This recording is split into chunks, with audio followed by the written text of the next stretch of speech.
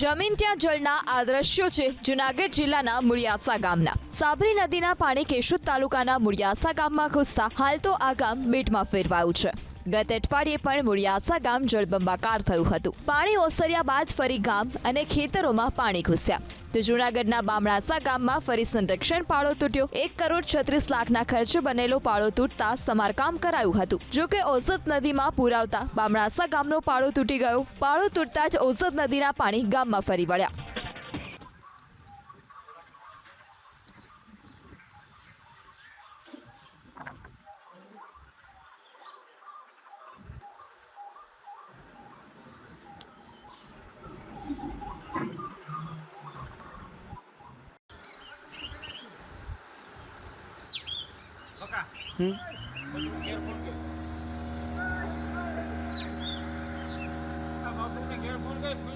વાત જૂનાગઢની આ જોરદાર વરસાદ વરસ્યો। જૂનાગઢના મુળિયાસામાં ફરી વરસાદી પાણી ઘૂસી ગયા। સાબરી નદીના પાણી કેશોદના મુળિયાસામાં ઘૂસ્યા। જૂનાગઢના મેંદરડા વંથલી સહિતના વિસ્તારોમાં પડેલા વરસાદના પાણી ઘૂસી ગયા છે। ગત સપ્તાહે પણ મુળિયાસા બેટમાં ફેરવાઈ ચૂક્યું હતું। મુળિયાસામાં પાણી ઓસર્યા બાદ ફરી ખેતરોમાં આ પાણી ઘૂસી ચૂક્યા છે। જૂનાગઢના મુળિયાસામાં પાણીથી જળબંબાકારની સ્થિતિ સર્જાઈ ચૂકી છે। સાબરી નદીના પાણી કેશોદના મુળિયાસામાં ઘૂસી ગયા છે। ખેતરો તરબોળ થઈ ચૂક્યા છે। ખેતરોમાં પાણી ફરી વળતા જગતનો તાત ચિંતિત બન્યો। આ વિશે વધુ માહિતી આપવા આપણી સાથે જોડાઈ ચૂક્યા છે મારા સંવાદદાતા હિરેન રાજગુરુ।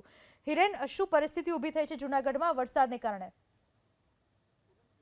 ઘેડ પંથકના લગભગ 8 જેટલા ગામ એવા છે કે ત્યાં વારંવાર વરસાદી પાણી ભરાઈ રહે છે। એવું જ એક ગામ છે મુળિયાસા। ગયા સપ્તાહે મુળિયાસા બેટની અંદર ફેરવાઈ ચૂક્યું હતું। હજી હમણાં થોડા દિવસ પહેલા જ આ પાણી ત્યાંથી ઓસર્યા છે। ત્યાં આજે ફરી એક વખત મુળિયાસા ગામની સીમમાં અને ગામ સુધી આ વરસાદી પાણી ભરાયા છે। આ પાણી છે એ સાબરી નદીના પાણી છે। જૂનાગઢના વંથલી વિસ્તારની અંદર જે વરસાદ વરસ્યો થોડી સમય પહેલા ગત રાત્રિએ અને વહેલી સવારે જે વરસાદ પડ્યો એ વરસાદના પાણી સાબરી નદીમાં થઈ અને મુળિયાસા ગામમાં ઘૂસ્યા છે। સૌથી મહત્વપૂર્ણ બાબત છે મુળિયાસાની અંદર બિલકુલ વરસાદ નથી। મુળિયાસા, બામણાસા, બાલાગામ, પાંચા ગામ આ એવા વિસ્તાર છે કે જ્યાં વરસાદ હોય કે ના હોય પરંતુ તેના ઉપરવાસમાં જો મુસળધાર વરસાદ વરસે છે તો સાબરી નદી હોય, ઓજત નદી હોય તેની અંદર ઘોડાપૂર આવે એટલે ગામની અંદર પાણી ફરી વળે છે અને દિવસો સુધી પાણી ઓસરતા નથી। મુળિયાસા ગામની વાત કરીએ તો ગયા સપ્તાહે સમગ્ર મુળિયાસા ગામના ખેતરો પાણીથી તરબોળ થયા હતા। ગામ બેટમાં ફેરવાયું હતું। એ પાણી માંડ ઓસર્યા છે। ત્યાં ફરી એક વખત આ પાણી ખેતરોમાં ઘૂસ્યા છે એટલે ખેડૂતોને જે થોડી ઘણી રાહત મળી હતી એ રાહત ફરી ચિંતામાં ફેરવાઈ ગઈ છે કારણ કે ફરીથી આ પાણી આવ્યા છે અને એટલા ઝડપથી આ પાણી ઓસરે તેવી ત્યાં ઘેડ પંથકમાં શક્યતા હોતી નથી। જી પૂનમ। હિરેન, આભાર આપનો તમામ માહિતી બદલ। જૂનાગઢના બામણાસા ગામમાં બનાવેલું માટીનું સંરક્ષણ પાળો તૂટી જતા ગામમાં પાણી ફરી વળ્યા। 1,36,00,000ના ખર્ચે બનાવવામાં આવેલો પાળો તૂટી ગયા બાદ રિપેર કરાયો હતો। રેતીની બોરી અને તાડપત્રીથી પાળાનું સમારકામ કરાયું હતું પણ ઓઝત નદીમાં પૂર આવતા પાળો તૂટી ગયો। પાળો તૂટતા ઓઝત નદીના પાણી ફરી ગામમાં ઘૂસ્યા।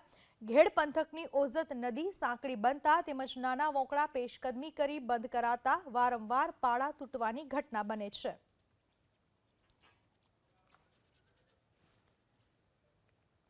બામણાસા ગામના માજી સરપંચ હકાભાઈ જોડાઈ ચૂક્યા છે આપણી સાથે। હકાભાઈ, ઘટના શું બને છે? વારંવાર આ પાળો તૂટી જાય છે? હજી તો કાલે જ બાંધી લીધો તો। હા હેલો, હજી કાલે જ બાંધી લીધો। હા ભકાભાઈ, કાલે જ હજી બાંધી લીધો તો બરાબર। તો બાજુમાં પાછો તૂટી ગયો। એ લોકો જે કોન્ટ્રાક્ટર છે ને એને એ જે જારીમાં જે પથ્થર ગોઠવવાના હોય ને ગોઠવા જ નથી, એમને જેસીબી થી જ નાખેલા છે। બરાબર બરાબર। અને જારી બાંધવાની હોય, જારી બાંધેલી નથી એટલે જ આ તૂટતો જાય। આ કેટલી વાર પાળો બનાવવામાં આવ્યો? આ પહેલી વખત બનાવ્યો માટીનો, પછી ઈ માટીનો કાઢીને પથ્થરનો બનાવ્યો ગેબિયનનો। એ ગેબિયનનો અત્યારે તૂટી ગયો અને પાછો માટીનો કર્યો। એ માટીનો પૂરો થયો એની બાજુમાં ગેબિયનમાંથી પાછું નીકળ્યું પાણી। અચ્છા, કેટલા ખર્ચે બનાવવામાં આવતો હોય છે, કઈ ખબર? 1.5 કરોડ હતા, એસ્ટિમેટ 1,34,34,00,000 નું કીધું। જી બરાબર. એટલે કોન્ટ્રાક્ટરની બેદરકારી બહુ છે. બરાબર. નકર 1.5 કરોડનો પારો જે મંજૂર થયો હોય એ આમ થોડોક તૂટી જાય તાત્કાલિક. બરાબર. બકાભાઈ, આભાર આપનો મારી સાથે વાત કરવા બદલ. બામણાસાના સ્થાનિક સંદીપભાઈ કરંગિયા આપણી સાથે જોડાઈ ચૂક્યા છે. સંદીપભાઈ, આ વારંવારની તમારી મુશ્કેલી શું પડે છે ગામ લોકોને? મેડમ, વરસાદના કારણે જુનાગઢ અને વિસાવદરના કારણે આ બધી પૂરની પરિસ્થિતિ સર્જાય છે. એમાં આજુબાજુના 100 થી 150 વીઘાના ખેતરોમાં પાણી ભરાઈ જાય છે અને મગફળીનું નુકસાન થાય છે. અને આ પાડો હમણાં જ બનાવેલો હતો, બરાબર, મહિના દિવસ પહેલા જ, અને પાછો પાડો તૂટી ગયો. એ પછી આપણા મનસુખભાઈ માંડવિયા સાંસદ સભ્ય આવ્યા અને એને કામ ચાલુ કરવાનું ઓર્ડર આપ્યો હતો. કામ ચાલુ થઈ ગયું હતું. અને પછી પાછો જુનાગઢ અને વિસાવદરમાં વરસાદના કારણે આ પાડો પાછો ઉપરથી પેલા ટપ્યું પાણી અને પાછો તૂટી ગયો. સંદીપભાઈ, પાડો તૂટવાનું કારણ આ વરસાદ કે પછી ભ્રષ્ટાચાર? તમારું શું માનવું છે? કારણ કે 1.36 કરોડ ખર્ચવામાં તો આવ્યા, તો પછી પાડો ના તૂટવો જોઈએ ને? હા મેડમ, વાત તમારી સાચી છે. કામ ખરાબ હતું અને જેવી રીતના એ કોન્ટ્રાક્ટરો ખેડૂતો સાથે વાતો કરે કે આવી રીતના અમારી રીતના જો અમે બનાવીએ તો જ રહેશે, અને આજુબાજુના ખેડૂતોને કોઈને પૂછવામાં નથી આવતું કે એની કોઈ સલાહ લેવામાં નથી આવતી. બાજુમાં જ રહેલો બોરીબંધ બનાવેલો પાડો એ તૂટતો નથી અને આ કોન્ટ્રાક્ટરનો બનાવેલો મહિના દિવસ પહેલા જ બનાવેલો પાડો તૂટી જાય છે. અને એ પણ બીજી વાર અઠવાડિયામાં? હા, એ પણ બીજી વાર. એ પણ નજીવો એવા 2 થી 2.5 ઇંચ વરસાદમાં. બરાબર. સંદીપભાઈ, આભાર આપનો મારી સાથે વાત કરવા બદલ. બામણાસાના સ્થાનિક રાકેશભાઈ સોલંકી આપણી સાથે જોડાયેલા છે. રાકેશભાઈ, આ વારંવાર પાડો તૂટી જાય, કેટલા વીઘા ખેતરમાં પાણી ઘૂસી જાય છે? અત્યારે મેડમ આજે માનો તો 500 વીઘા સુધીનો પાણી અત્યારે હાલમાં ભરેલું છે. એ આ લોકો જે બોરીબંધ પાડો બાંધેલો છે એ પાછી પાણી આવતા એ બોરીબંધ પાડેલો છે પાછું તૂટી ગયો. બરાબર. આજે સરકારે બંધેલો હતો પાછો જ એમાં કોન્ટ્રાક્ટરે વાત સંભળાય છે. એ લોકો એવી રીતે કીધેલું કે સરકારે આમાં પાછા 15 લાખ આપેલા છે અને આ બોરીબંધનો કોન્ટ્રાક્ટ આપેલો છે અને એ પાણી આવતા એ નજીકનું જ પાણી છે. આ વંથલીની અંદર જે વરસાદ પડ્યો છે એ પાણી આવતા જે છેલ આવી છે અને પાછો તૂટી ગયો છે.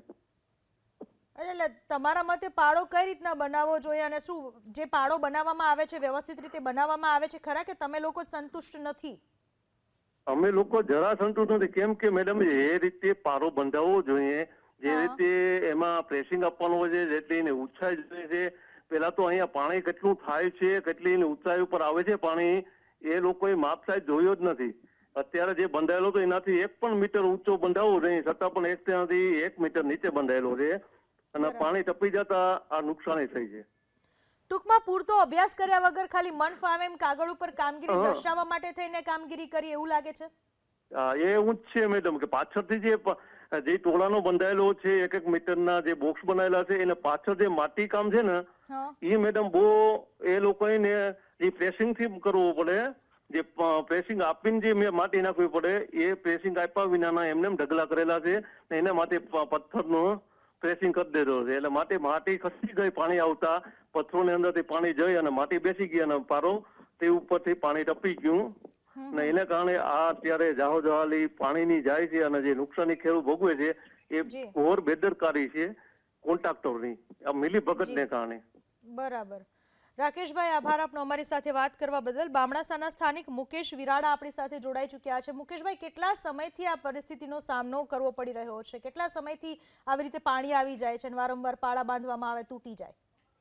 આમ તો 2-3 વર્ષથી બામણાસા ગામનો પારો તૂટે છે, પણ આ બે જગ્યાએ પારો તૂટે છે. મેં ખેડૂત ખાતેદાર પોતાના જગ્યામાં એટલે બાંધવા નહોતો દીધો, પણ પ્રશાસને મહેનત કરી અને એ પાડો બાંધવાનો ઓર્ડર કલેક્ટર સાહેબની મહેરબાનીથી કલેક્ટર સાહેબની સૂચનાથી એ પાડાનું બાંધવાનો તાત્કાલિક ઓર્ડર કરી અને અત્યારે પાડો બાંધવાનું હાલ કામ ચાલુ છે. પણ આજ રાતના ફરી પાણી આવતા આજે તાજેતર પાછો પાડો બાંધવાનું કામ ચાલુ કર્યું તો એ પાડો પણ આજે તૂટી જવા પામેલ છે.